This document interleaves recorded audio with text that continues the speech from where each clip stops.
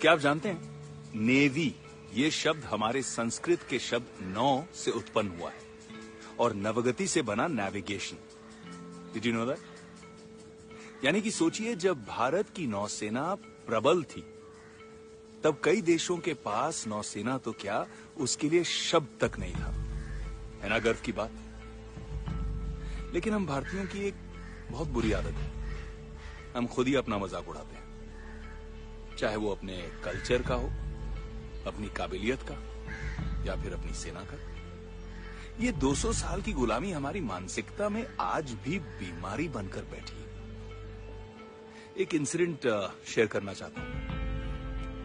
कुछ ही दिन पहले जब इंडियन नेवी क्वाड कंट्रीज के साथ मलाबार नेवल एक्सरसाइजेस कर रही थी, टीवी पर हमारी नौसेना का बल प्रदर्शन चल रहा था। तभी मैंने अपनी कॉलोनी के कुछ यंगस्टर्स को बात करते हुए सुना।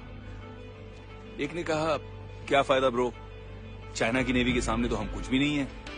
साइज देखा है उनकी फौज का, एक ही दिन में खत्म कर देंगे हमें। ये बात सीधा मेरे दिल पर लगी।